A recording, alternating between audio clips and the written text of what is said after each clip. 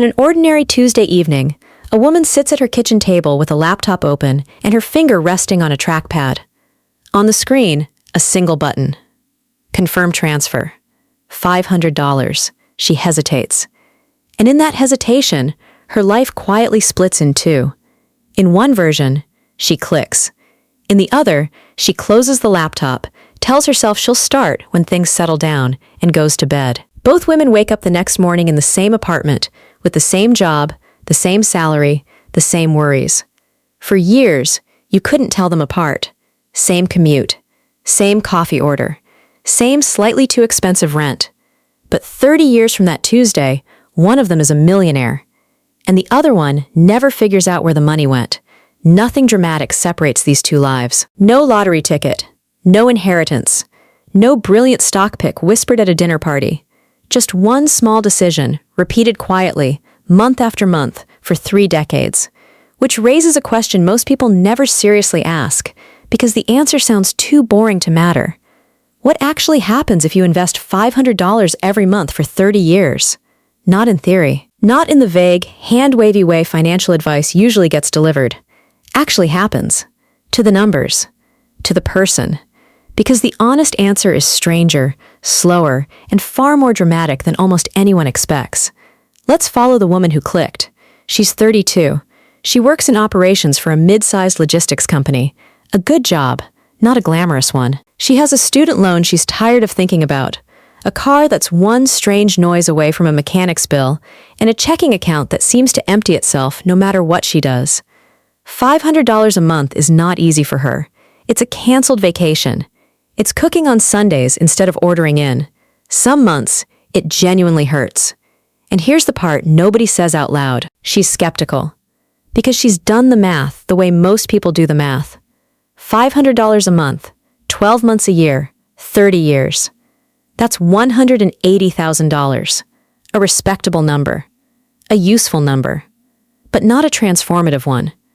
Not in a country where retirement can easily cost $1 million or more. Stacked against that, her $500 a month feels like bailing out the ocean with a coffee mug. So why bother? That question, that exact feeling of why bother, is where most wealth in America quietly dies. Not in market crashes, not in bad investments. In kitchens, on Tuesday nights, in the moment someone decides their contribution is too small to matter. But the math she did is the wrong math. She multiplied. Money doesn't multiply. Money compounds. And the difference between those two words is the difference between her two lives. Picture it the way Maya draws it. A timeline splitting like a branch, 2 paths peeling away from a single kitchen table. Along one branch, nothing. Along the other, a tiny snowball, no bigger than a fist, placed at the top of a very long hill. For a while. And this is the part that breaks people. The snowball barely moves. After a full year of investing, she is barely more than she put in. The market's contribution, roughly the price of a decent dinner for 2. A whole year of sacrifice. Skipped vacations. Sunday meal prep. And her reward is a few $100s she could have earned covering one weekend shift.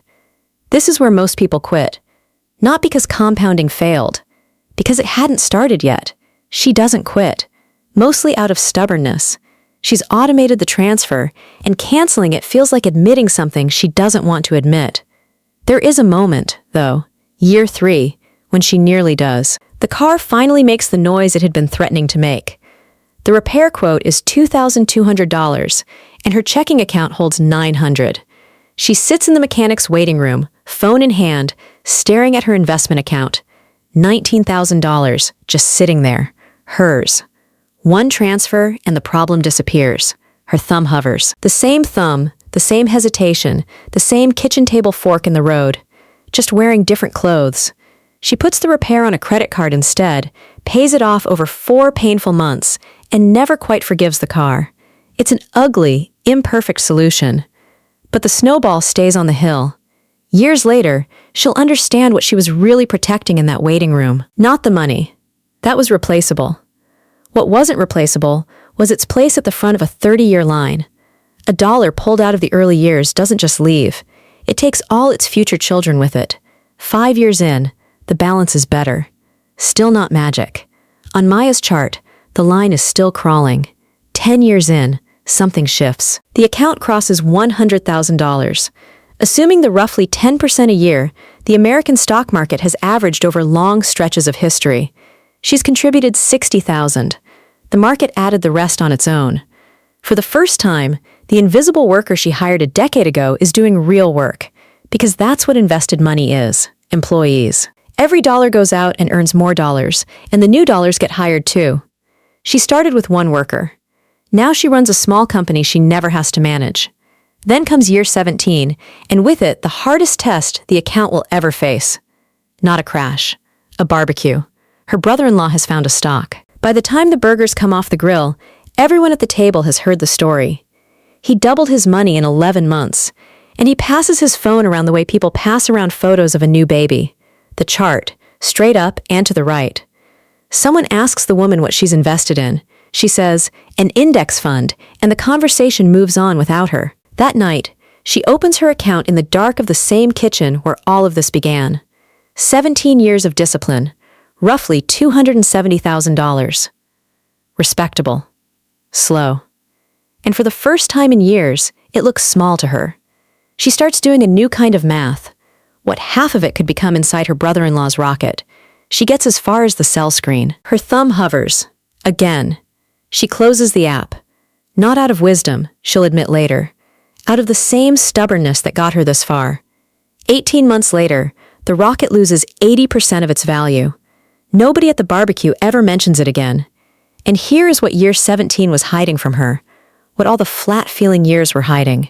Compounding is not a straight line. It's a curve.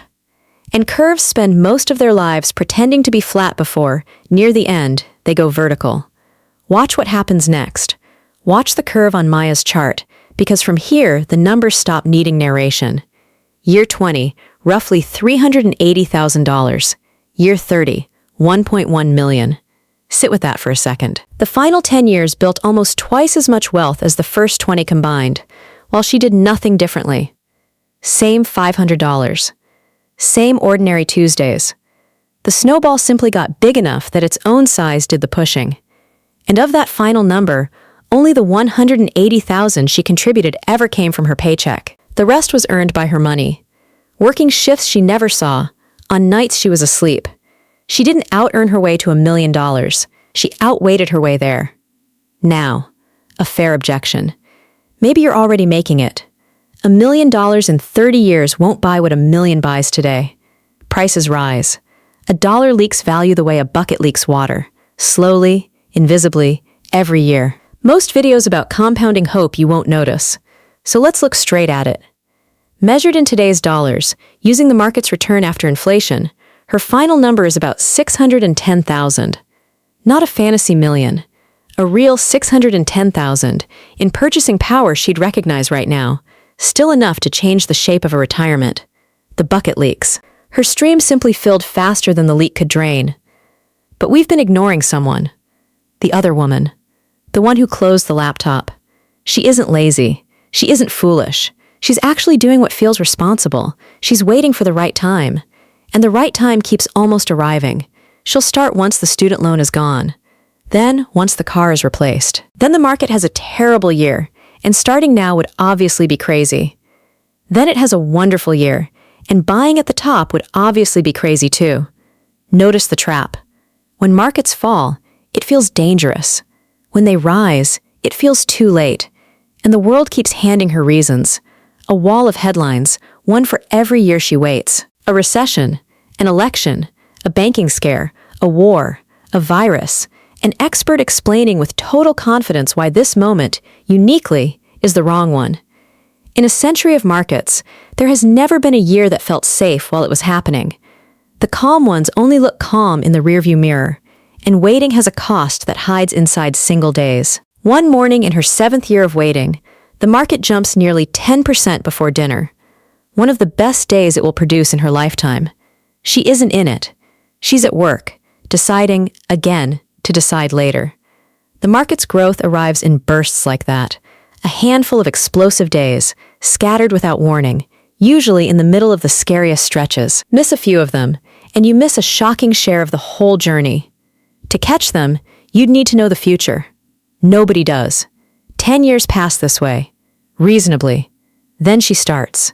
Same $500, same discipline, same market.